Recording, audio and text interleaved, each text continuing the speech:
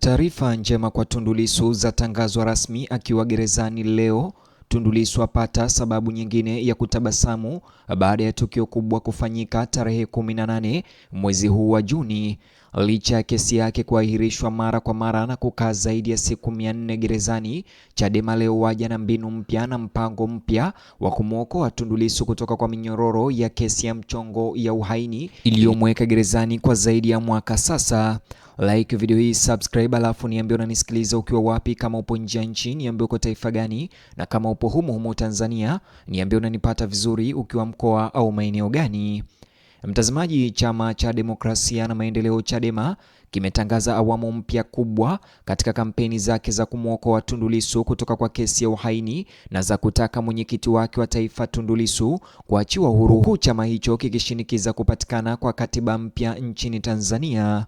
Chadema imetoa taarifa njema kuhusu Tundu Lissu ikitangaza kampeni mpya ya kuzunguka nchi nzima, Tanzania nzima, kampeni iliyopewa jina la Free Tundu Lissu, yani mwachilieni Tundu Lissu. Chama cha upinzani kimesema awamu ya pili ya kampeni hizi zake zinazojulikana kwa jina la Tundu Lissu awe huru na katiba mpya zitaanza rasmi Juni tarehe 18 kusini mwa Tanzania.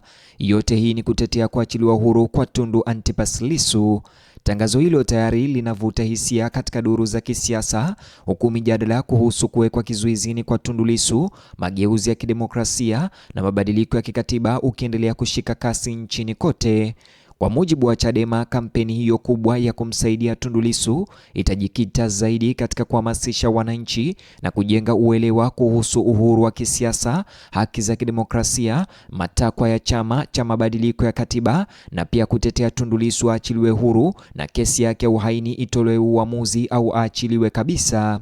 Taarifa hiyo ilitolewa na mkurugenzi wa mawasiliano na uenezi wa Chadema Brenda Rupia wakati wa mkutano na waandishi wa habari mnamo Juni tarehe 16 mwaka 2026. Brenda Rupia kutoka Chadema alieleza kuwa kampeni hiyo ya Free Tundu Lissu ni mwendelezo wa awamu ya kwanza ambayo iliendeshwa katika maeneo mengine ya nchi na kuvutia maslahi makubwa ya umma. Kwa mujibu wa chama hicho, awamu hiyo mpya ya tarehe 18 Juni ya kumsaidia Tundu Lissu italenga kusini mwa Tanzania kupitia mfululizo wa mikutano ya hadhara na mazungumzo ya moja kwa moja na wananchi kutetea haki za kiongozi wao.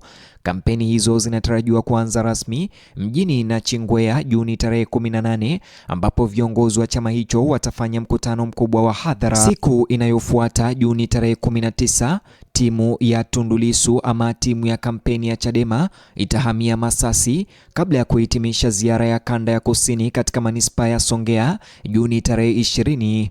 Inatarajiwa ya kuwa wananchi wengi na wafuasi wa Tundu Lissu wataingia barabarani katika mkutano na Chadema, na pia katika mkutano huo wanatarajiwa kuimba nyimbo za kutetea uhuru wa Tundu Lissu.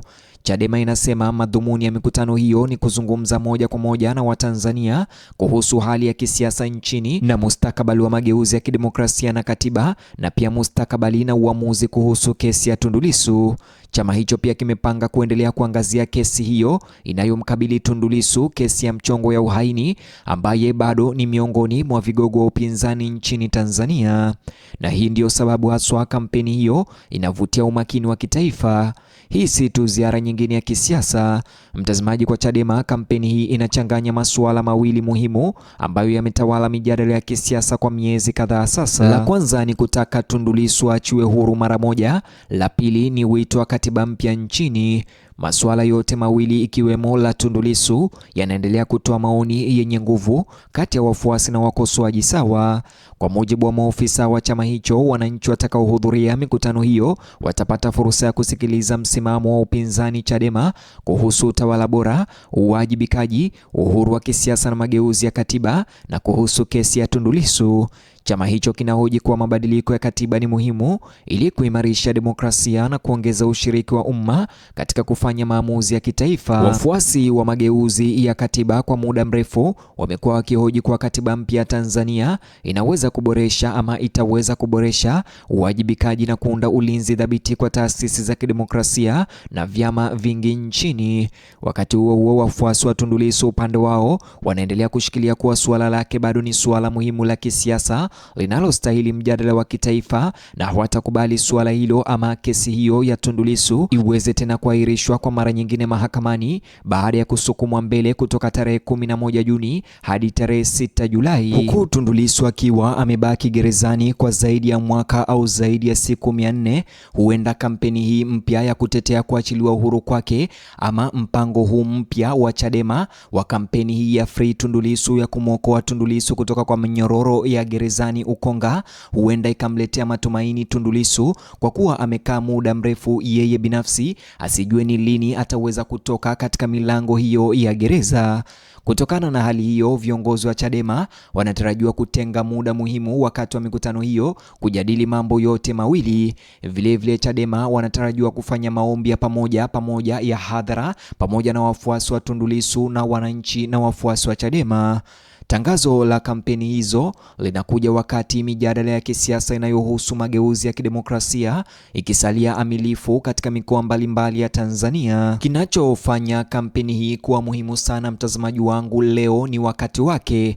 Nchi inaendelea sasa kushuhudia mijadala kuhusu utawala, ushiriki wa kisiasa na mwelekeo wa baadaye wa mageuzi ya kidemokrasia. Kwa sababu hiyo, mtazamaji, kila mikusanyiko ya hadhara, kila kampeni kubwa ya kisiasa sasa inavutia watu wengi kuliko kawaida.